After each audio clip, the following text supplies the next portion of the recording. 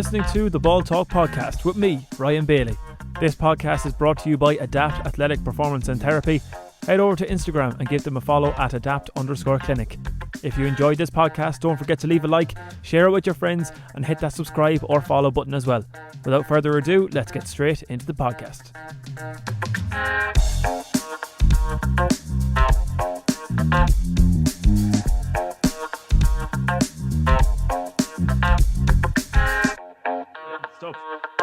So this is episode number 51 of the Ball Talk podcast. You're all very welcome. And today's podcast is a bit closer to home and something that I put up on Instagram. If you follow the page, we're talking about getting a few more local guests and names that are known around Sligo a bit more. And as a man sent me a message on Instagram yesterday, and he said he's so good they nearly named him twice. And today's guest is Benny. Benny, you're very welcome to the podcast. Thanks, Lee. I actually know who said that, so. Benny, how was all with you? Good. Sure, look, we're in funny times, I suppose, right now. Like, right now I have a minute to spare, more or less, and I'm, delighted to be on here today. So it's just all in personal life and work life and everything. It's just all go right now because right now I spent 6.5 years in Sligo and moved down to Carlow. So we're basically coaching from our living rooms right now at the moment to the primary schools. So just you caught me at a good time there. So I had a bit of a break and I was jumping around the living room there, hurling away, and sure, I'd say the mother would kill me now because there won't be a bit of paint in the wall left, So I'm involved with I'm over the minor team now as well this year. So we're doing a lot of Zoom sessions and with them flying as well, and involved with a camogie team down there at Carlow as well. So then I think the father is just pure delighted at the moment now that we're in lockdown now, not because of the pandemic or anything, but that I'm home and we can do a bit of farming. Yeah. So the ewes are lambing and sheep and cows calving. So you're on call 24/7 here, like. Brilliant. But good, happy out now, sure. Just just delighted, I suppose, to be active and to be doing stuff, like, which is great. Like, I know we're restricted to the 5K or that, but there's plenty to do around here at the moment. Exactly. Benny, I'm going off the topic of football and hurling and sport and everything for a minute. And I've got a question for you that I have asked as many podcast guests over the last few weeks as I can. Now, some of them are recorded maybe a month before, so it looks like I have forgot the question, and sometimes I do forget it. But I'm giving you a golden ticket. And that golden ticket says Benny Kenny's dream concert. It could be any venue you want it to be. And you've got three acts. Your three headline acts. So, for example, it could be in Slane Castle, and it could be the Red Hot Chili Peppers, it could be Queen, Coldplay, Oasis, whoever you like. Just to give you some examples of some of the few that have come on, Mickey Burke from Meath had Mickey had Christy Moore and the Wolf Tones in it. You had Raf Gurtaro through the Spice Girls in there. There's a bit of a variation coming into it. So I know I'm putting you on the spot, but to give a feel of what sort of music you're into as well. Yeah, I tell you, probably Bruce Springsteen. I went to Bruce back in a good few years ago. I think a few of us hopped into a Jeep there with Liam Reedy and Mikey Callan up to the RDS, and he was probably one of the best performers I've ever seen. He played for like 3 hours 50 minutes straight, like no support act, anything like that. So it was just amazed to go see him. Yeah. So he'd be definitely one. U2 I'd love to see. And I'd say I'm nearly torn between Coldplay and Codeline. And if you could fit them in to Madison Square Garden, I went to see. I was over another Sligo man there, Vinny Cadden, great friend of mine. I was over visiting Vinny there, and Katie Taylor was fighting in Madison Square Garden. So I went to go see that, and just the atmosphere in there is just electric, Right. So just to see, I suppose, if you could get them 3 or 4 there into the one venue there in Madison Square Garden, I think it'd be great. I'm sure you'd sell it out too. Without a shadow of a doubt, like that'd be a golden ticket in itself to get, like. Exactly. So we've got the dream concert out of the way, and we'll go back to now. I'm sure you'll tell me what year it was. But when you first became involved with Sligo GAA, was it a phone call? Was it an interview? Was it was it through the GAA? How did you get involved with Sligo GAA? And of course, how long ago was it as well? Yeah, I'll tell you, it was, I remember I was up in Dublin one night, and myself and a good friend of mine, Timmy Hammerstead, was out, and we met Damien Coleman, now is the Connacht hurling director. So I went over to chat to him anyway, and we basically just chatting about hurling more than anything else. And I said, Jesus, Damien, there is surely a job coming up in Connacht sometime soon. Like, so he said, there might be a job, he said, in a couple of months' time or whatever. So lo and behold, I got a message from a lad from Kildare saying that there was a job above Sligo going. And so I put in the CV, and it ended up that I had an interview, I think, in February of 2012. And it took a couple of weeks. I think it was early February anyway. It took a couple of weeks, and I started on the 5th of March in 2012. And it was through an interview. If I can remember right, Lee Moog, Brian McCann actually came late, so he didn't get into it there. Who was Damien was on it, and who was no. Well, yeah, that was about it. It was an interview process. So that's eventually how I got the job. I wasn't long out of college, I suppose. I tell you, I was finishing up in college, and I spent maybe a couple of months back home doing a bit of coaching for me local primary schools, and then just everything rolled on from there. The rest is nearly history. I was there for, I think, was it till nearly about 2012 or 2012 2018, give or take, around that time. So yeah, I have a lot of fond memories of Sligo. Like, I remember the very first, I think, week Liam Moog was bringing me around the place, and everyone sort of says book up there, like, so that book and this book and that sort of thing. Try it in a clue what he's on about, like, it's everything is sort of lad or boy down here, like, I went into I actually could have been Drimina, I went into Drimina, and Liam Moog was checking out something, whatever, and he said that book over there is a great footballer, like. I was looking over there, sort of saying, like, what's he on about, like, and she was nearly on it till later on.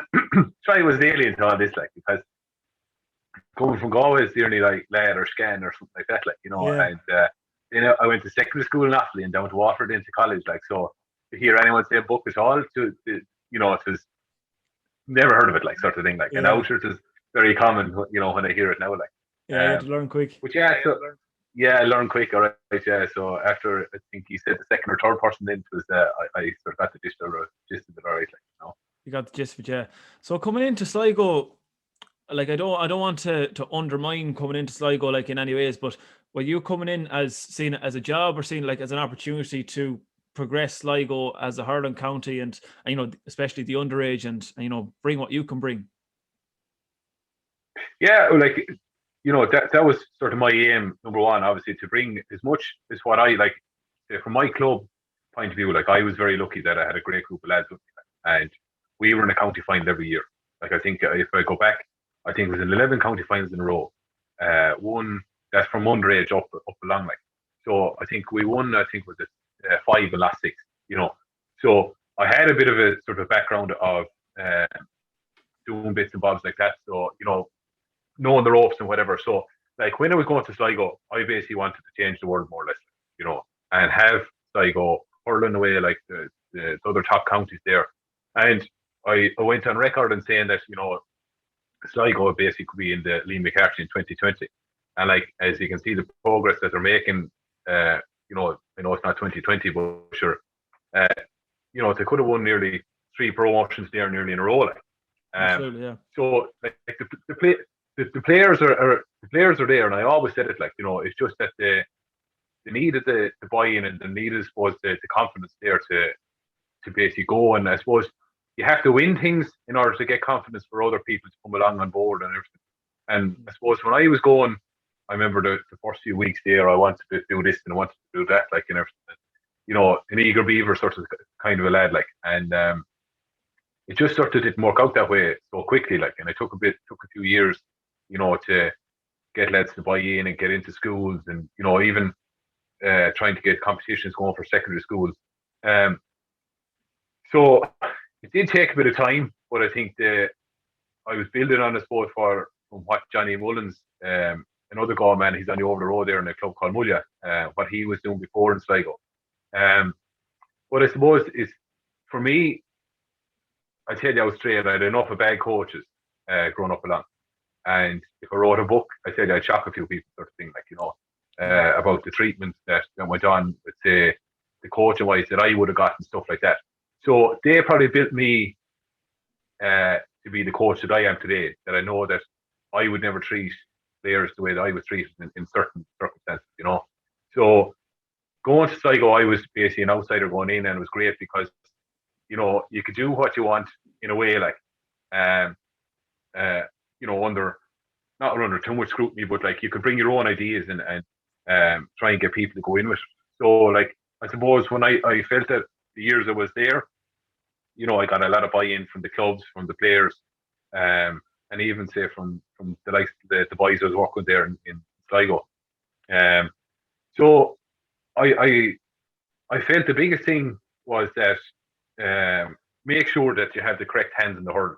And if you have the correct hands in the hurl and you can hit left and right, well, you know, the fitness wise and everything will come along with it. Like, so you have to try and get the basics right there. And I had to try and make it as much fun as possible.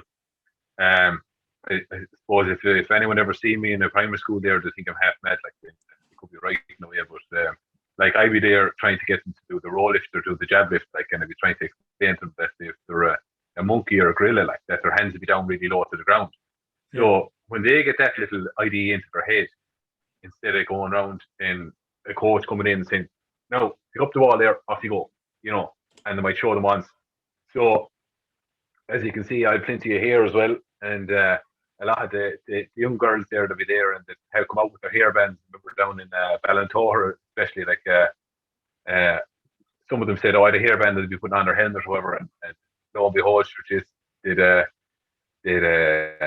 be wasting their time going in and out. So I used to just take them and put them on top of my head, like, and sure, I used to be nearly like a princess going around with all the hairbands. So, but like, yeah, I just sort of felt that you had to make it as much fun as you possibly could, like, and you know, I was a GPO up there, but I felt nearly more of a marketing person trying to get hurling going, because I was bringing around all the equipment, hurls, helmets, slitters, cones, the whole shebang. The car was full, like, where you're hoping now that Christmas comes and Santa brings a hurl or a helmet, or, you know, the parents come along and they start to see it. As I say, you see a hurl and a helmet, that's an investment. You know, you should have a helmet for, you know, a good many years, compared to, like, if you're buying a pair of football gloves, the only might last you, you know, a couple of months, like, or even that, like, you know, if you're playing enough. So yeah, so I came very enthusiastic into the job. You know, I still have a great graph for Sligo. I have a lot of friends up there, and I was following on Twitter and you know, the Facebook, and especially chatting to the boys a good bit over the lockdown as well, and, you know, see how they're getting on and what they're doing up there. Like, you know, I'll be chatting to Derek Cox a good bit, like, and even Lee Moog and Roston, Pat Kilkine, the guest, and Pat, like, you know, so, like, you know, they were great lads, and it was just I had a brilliant time up there. And you've given a great insight there into, like, your philosophy of coaching, and I think it's fair to say, like, you know, your title in Sligo is Games Promotion Officer, and the first word there, games, like, you know, a game is about enjoyment, and you've learned from your past experience with coaches that, would it be fair to say that the way you're promoting the game to the children to make them enjoy it, that then someday one child in Drimina or one child down in, I don't know, Summerhill or whatever, they'll maybe become a coach one day, and they'll be looking at the stuff you're doing, and the cycle keeps going on and on and on, and making it more and more enjoyable, that people will, as you said, get the hurling the helmet off Santi and stuff like that. Yeah, look, I have two stories for you there on that one. Like, it's a lad, he won't mind me to mention him now, Peter Meehan there. He's a John's man, like, and he was above in Summerhill, and of course they were going off to stay down the Connacht Centre of Excellence, and I went in the day before to say that, you know, we'd be heading off at the time we're one thing or another, and Peter then met me, like, and I would have had Peter in Carrow National School, and Peter knows, you know, I'd say he could be 6'1" or 6'2" anyway, you know, big tall lad, and he said to me, "Can I come?" You know, so I said, "Peter, you know, put your name down there," and he was the teacher's lecture to come, like, you know. So next day anyway, he said, she said, "No hurling helmet." So I said, "Look, I have one here to care for you. Be all right," like, you know. So that was grand anyway. But Peter came anyway and was playing full back, and she hurled away anyway, great. Like, you know, now, as he said, like he'd say it himself, he wasn't much of a hurler or whatever, but, you know, no one scored a goal number or anything like that, so it was happy up. And I had moved on, I think, down to Carlow, and I got this phone call number, and who was it? Only Peter, like, you know. And next thing was like, he said, we're in the final. Who's this? You know, and he goes, it's Peter, you know. And I said, what final is that, Peter? Like, you know. And he goes, oh, Summerhill is in the final. Will you come down for it? You know. So Peter wasn't hurling with the club at that stage, like. So because he came that day, and I just was giving him a hurling helmet and had the crack with him and stuff. He went on, I think, to play with Maeve Owen. You know, so it's the small little things there like that. If you don't bring people along with you, you know, or give them the opportunity.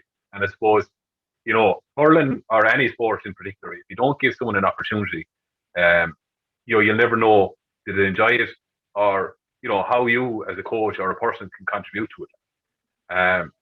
So like, I'd be all about giving people opportunities as much as they possibly can, and, like, you know, never to run down any other sport, because what you might have a massive graw for, you know, the next person, like, say, my niece or nephew or whoever, would have no interest in hurling, but they could be really good at dancing, or they could be good at, you know, soccer, or could be rugby or whatever.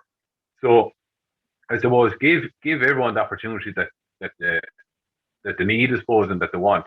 And I suppose I was just, you know, happy to go along with Peter and having the crack with him and stuff, and you know, we'll be still in contact to this day, like, and he's a great chap, like, and stuff, like. I suppose with that then as well, like that, you know, I was obviously trying to grow the sport as much as I possibly could, but to me, if you can grow the person as well, you're halfway there. Like, like I remember I popped into school there when I was leaving, and this little girl, the teacher said to me, and I'll never forget it. She said, "Does anyone have anything to say to Benny, you know, before he goes?" Like, you know, and so a couple of people said, "Oh, I remember the hairbands and, you know, this, that, and other." Like, and one girl says, she goes, "He always made me feel good about myself." So to me, you know, that just nailed it there. Like, you know, that when you were going coaching, and that, you know, that you were there for, say, to go to 30 minutes, 40 minutes with a class, and that you could make that impression to, you know, a young child that's running in third or fourth class. You know, so I just felt leaving there that, you know, I was doing something right while I was there, like, you know. And I suppose that's what made me feel, I suppose, that I was doing a good job in what I was doing in Sligo, and I suppose you're content in what you're doing, like, you know. I never felt like the job was the job, because I enjoyed what I was doing. You know, and they always say, like, you know, find a job that you love and you'll never work a day in your life. Like, you know, I really enjoyed it. They were great crack. The kids were great crack. The teachers, I had a great relationship with the teachers. You know, she go in there, had a cup of tea and chat away, and you know, just trying to get them involved as much as possible as well. Like, so it's a huge thing, I think, for, as I say, a child never forgets. You know, so, you know, I suppose you treat children right, and they'll remember it down the line. Definitely. So if you can get a child to enjoy something at a young age, and like they mightn't go on, they mightn't be the next superstar or whoever like that, like, but they could be your chairperson in the club, it could be their secretary, or, you know, their child, that they say that, oh, geez, I remember, you know, going indoor hurling, or, you know, hurling in garden, and next thing, all of a sudden, then that they bring on their children and say that they had such a great time, and even the Cúl Camps and stuff like that, you know, which was really enjoyable, like, you know. Like, I was warned, I was told I had to say this now anyway. So a story there about there's a couple of lads there. We used to be nearly the boys go down to the Cúl Camps anyway, and Michael Hart there, he's the development officer there in college in Sligo, or IT Sligo. Brian, or Breezer, basically Brian O'Donnell, who probably would have sent in that message there about the nearly called him twice, like, you know. And PJ, which is also known as Rory Mahan. So we were out in Drumcliff, Ross Point, at a Cúl Camp, of course, the crack would be always good. We always banter going on, like, and it's just that bit of crack among the coaches. So I was sort of like the head coach of the camp, and Stephen Harty, like, and Breezer and PJ was there, like, and so PJ had the main job. We gave him the main job for the roll call in the morning. So of course we had to give a job for Breezer, and we had a few footballs. It was sort of flat, and of course Harty comes along and he gets the pump. Well, it was one of those pumps now that I'd say if this is your pump here now, like, that you could get the nozzle and turn it back in, so you'd mind the pump, like. So he gives Harty gives the Breezer anyway, and he says, go out there and pump footballs, like, you know. So Breezer went out and he didn't realise about the nozzle, like. So he was there and he's pumping the footballs, and sure, footballs staying the same size, like, you know.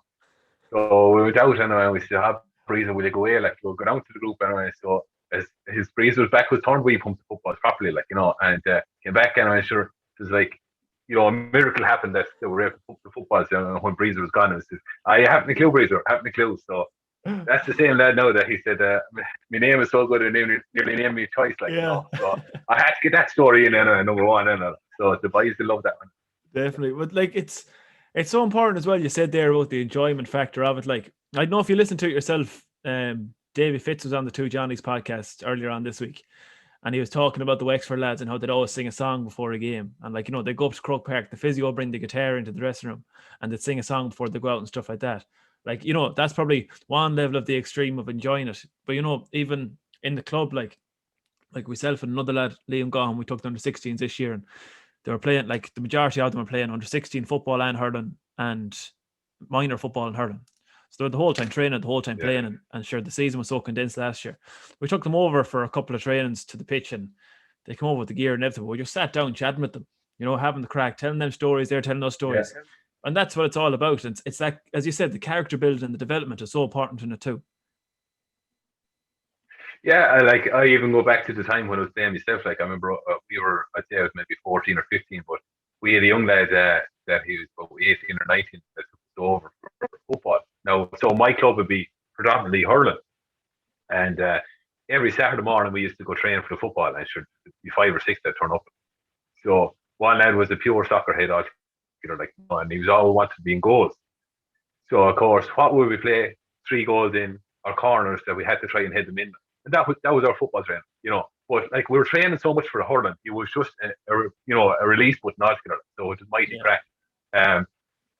Like as he said there now, so we do have the Zoom sessions there, or the Microsoft Teams sessions with the Carlow minors that I'm over, and we started there last night. So we have music been playing. So what I get to do, I get the boys there, so they have to give me 10 songs, and we play the songs then, so everyone gets to turn on their music.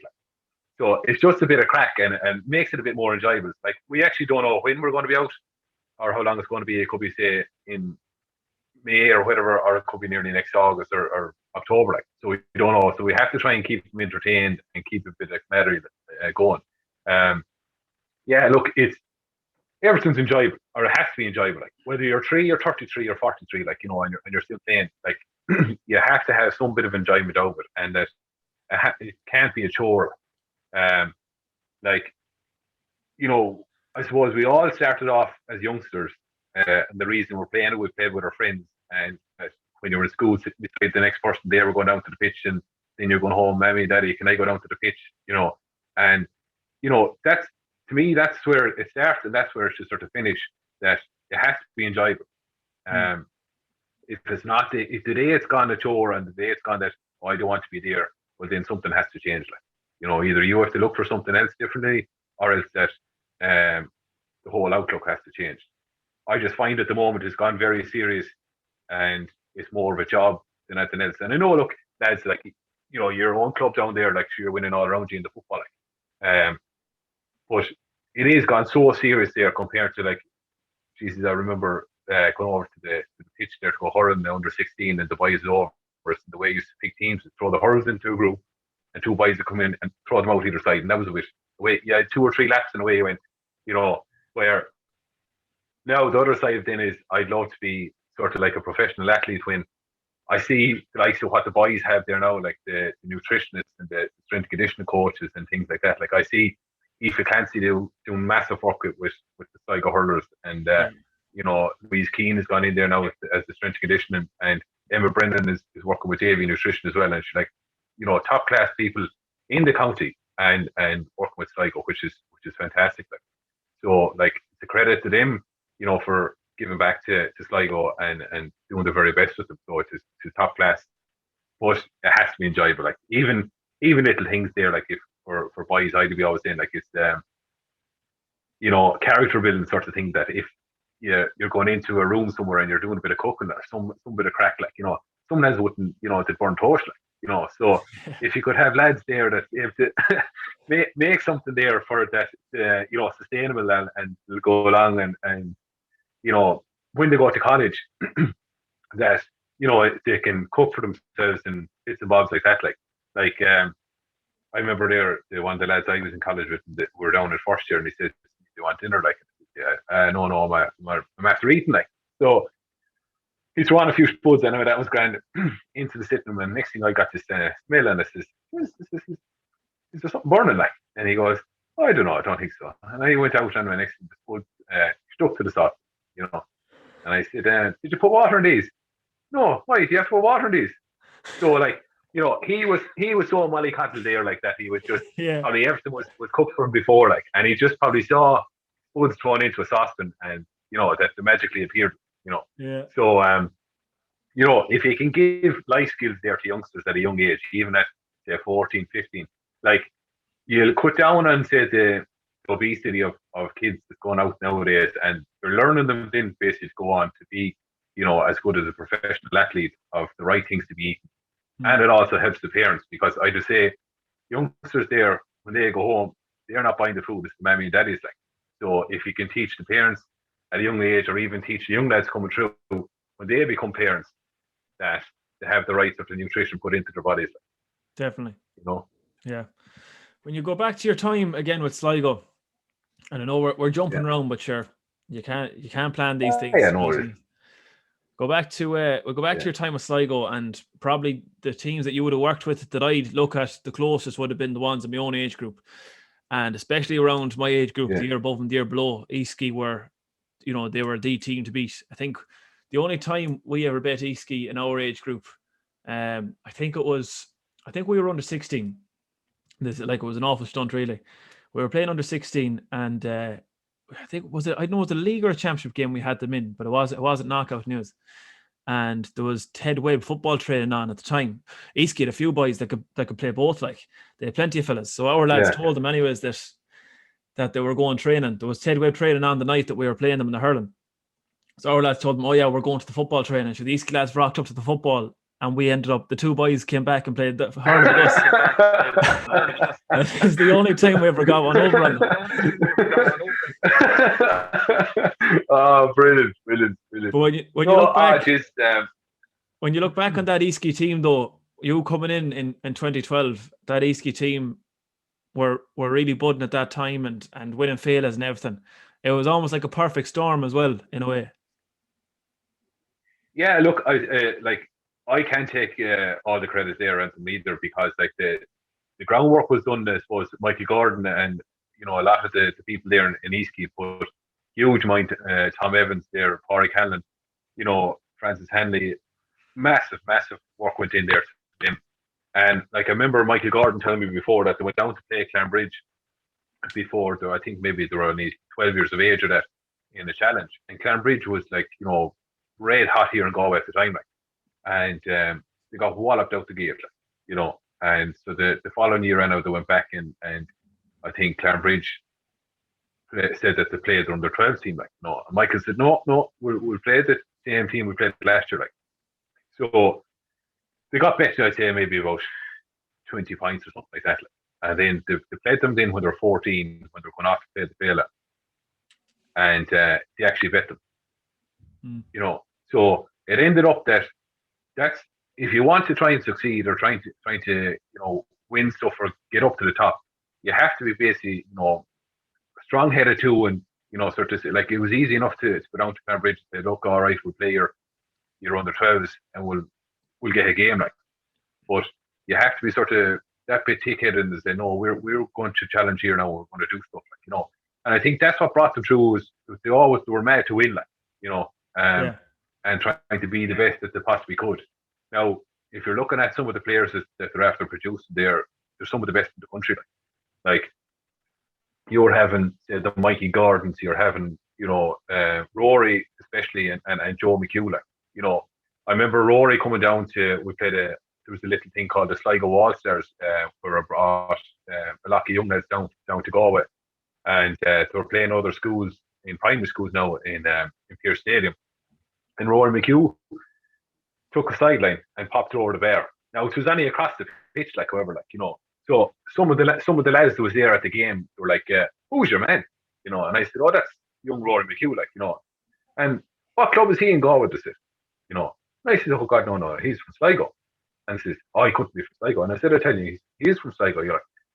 But Rory was that good and was standing out at such a young age at that time, and you're looking at Tommy, Thomas Cawley, or Tommy is what I call him now, scored the winning point last year in the county final. Yeah. There's I think a clip going around of him on YouTube there, basically, when he was playing with the Celtic Challenge, the weaving in and out and gets the fantastic goal.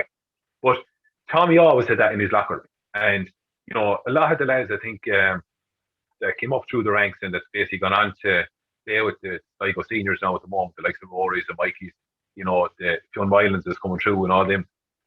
They were top class players, at a young age. They just needed, I suppose, more game time, more exposure. And I think the Celtic Challenge competition was a huge boost, I suppose, for us in Sligo at the time, that lads weren't just I'll put it to you this way, right? When I started in Sligo, there was the Sligo minor hurlers was playing Cavan and Mayo one evening above in Markovich, and they drew with Cavan and lost Mayo, and that was into the season. There's no more games after that. Simple as good luck, bye. Where it ended up anyway that the Waterford won the minor All-Ireland that year, and they played 8 games to win an All-Ireland. Now, so they lost the first round against Tipperary. It ended up getting to the Munster final. They drew the Munster final, lost the replay. Then they got to the quarter final, semi-final, and won the final. So the Celtic Challenge is probably fairly close to my heart, because it's sort of an idea. Well, I wrote to Croke Park about, because I compared, if you want to promote hurling in the what they call it, the weaker counties, but I think that's rubbish, to be honest. I wrote to Croke Park about it, and I said that Waterford now is after winning All-Ireland and after getting 8 games to win it. They lost twice, and still they were able to win All-Ireland. And Sligo basically gets one evening where they drew a match and lost the game. And I said they're probably a better record than, say, Waterford, because then he drew the last one, And it ended up the Celtic Challenge was formed from there then. So now the Celtic Challenge gives lads basically, I think it's potentially nearly 6 or 7 games anyway, and it's week after week. So each lad knows that what they're training for, how many games they're going to play, and lads can build on that. Where if you're going, and as I said before, not running down any other sports, but if you're a player coming up in Sligo or any of the other counties, and next thing all of a sudden that you hear that you're going to get one game of an evening in Markovich Park where there's no one at it, or that you're going to be playing minor football for Sligo in front of a packed crowd before your seniors, which are you going to pay? So people will always want to go with that bit of success, bit of crowd, a bit of enthusiasm, and so it was a no-brainer. And you're just seeing there over the years the amount of numbers that are playing, why hurling is becoming a bit more successful now in Sligo and other counties, is because probably of competitions like the Celtic Challenge, So, but if you're looking at it now, it's probably a bit more spread out over the clubs at the moment. Like when I was just leaving at that time, John Cliff Ross's Point was doing really well, and now Grange has set up their own club. So, the more you're playing, the better picks you're going to have, the more better players, better coaches that you're going to have within the county. So, it is massive. I suppose if you just open, I suppose the likes of Corey now, their underage comes up because you're probably looking at Corey now as going down the pecking order in the senior hurling when the likes of Nevo and the Eastkey and them as are coming through. So you want more and more numbers coming through. Like every primary school that's out there should be hopefully contributing to your club. Like that's the way I see it, to try and maximise every opportunity that you have, whether it's hurling or football. Like. Definitely. Benny, we'll move on to the correspondences. There's a few questions now that were sent in, as I said. Oh, yeah. And I'm sure you'll enjoy a few of them. But the first one is, all right, I suppose it's similar to what you're saying with the Celtic Challenge, definitely.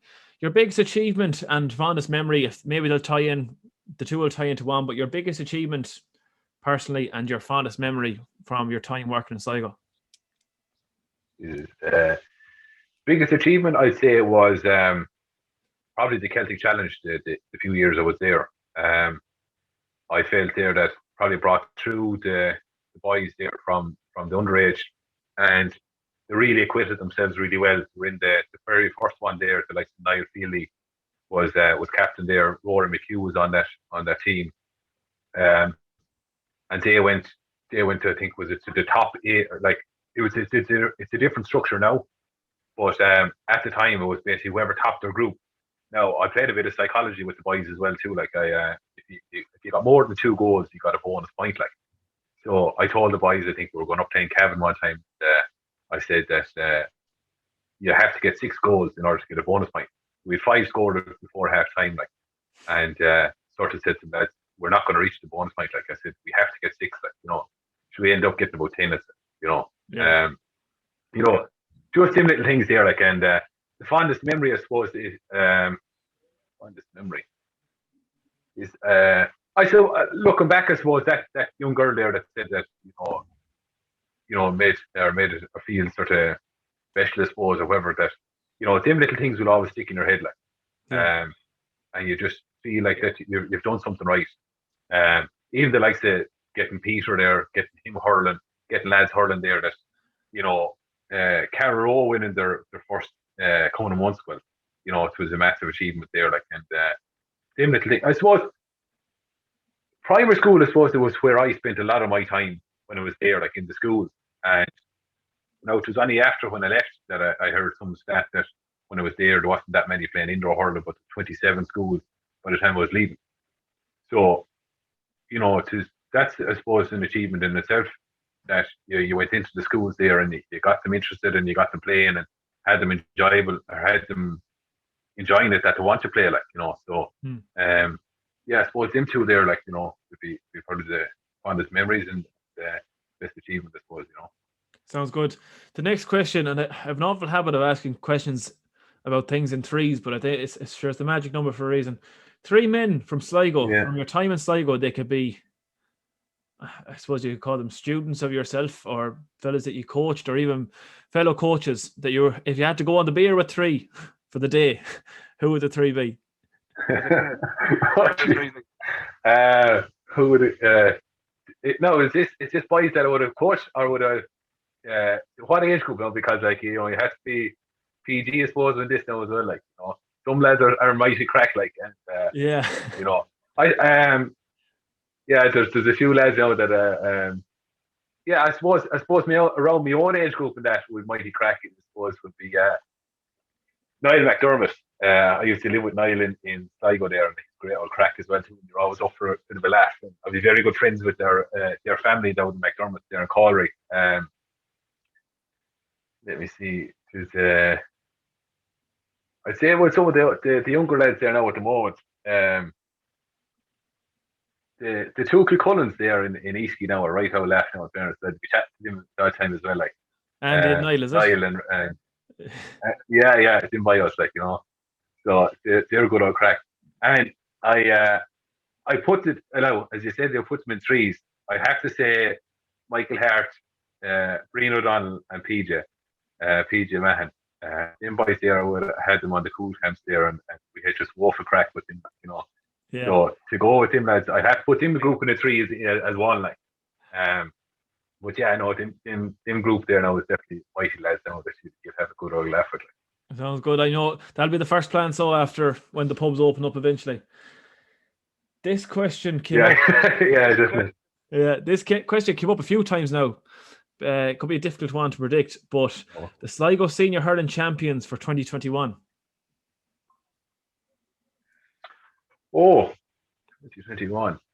I actually think it's going to be the same as last year, as in who's going to be in the final, but between Nevon and Easkey. So I just think they're at the moment that it's them two teams that are out in front in the county. I'd nearly go with, I'd say Nevon this year, and for the reason is that they won the very first one there 2 years ago, and then to lose by such, by a point in the last 9 minutes, I'd say that a lot of lads will be a bit older, and they'll be going to get back and try and win it again. There's two fantastic teams there. Like Easkey is such a young team, and I'd say they'll be around for a long, long time. But I just think with the likes of Gerard O'Kelly Lynch, Niall Feely there, the could shade it by a couple of points this year. Now look, that's got a pie in the sky as well. If lads could get injured, everything like that. But I'd say if they have two full strength teams, I'd say Nevon could tip this year. Spot on. I'd say some of the lads in Easkey mightn't talk to me after this. They'll switch off now. Yeah. The next question. This is a good one now, I have to say. So, as you said, you spent a lot of time working in the Cúl Camps. Did the young lad ever actually hit that schlitter off the rope? And if so, who was he? So I'm sure you remember this drill with the schlitters on the rope. We were often told in the Cúl Camps, and I won't mention the name of the person that sent in the question, but we're often told that some young fella up the country hit the schlitters off the ropes. Was it a myth? Oh yeah. It was actually. I can't remember the young man's name, but I was basically telling that it was really hard, and that I said I could do whatever knock the schlitter off the rope. But sure, what I didn't know was that when the rope was rolled out, that one of the schlitters was like pure dodge, and it was just about hanging on. The man, and he welted it anyway, and it came off. So yeah, I owed him €2 on it. Yeah, I learned my lesson. I checked all the schlitters after that. Brilliant. I think you might have answered this one already inadvertently. Was there ever a hurler in Sligo that you coached that made you just go wow straight away?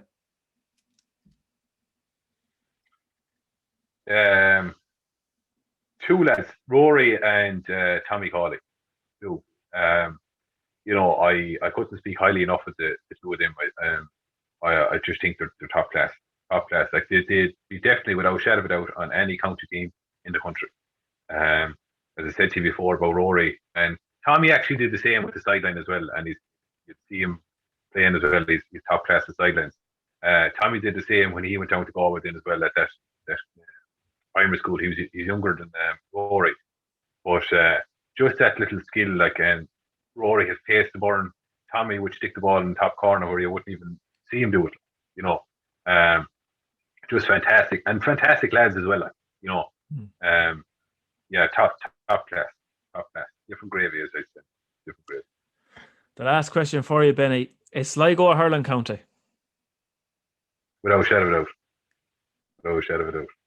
Yeah, definitely. Plain and simple. Some people is probably simple as yeah. Look, I think every county in my eyes anyway should be playing both, and they should get every opportunity. I think even the likes of Kenny should focus a lot more on football as well. That every code deserves it. If you're getting money from Club Park, or if you're getting funded from wherever it's coming from, Irish Sports Council, it has to be done equal out. And when that is, and when you're getting more coaches in, and you're getting people to buy in into the game and into the GAA, people want to be, I suppose, treated right, and they want to be treated equal.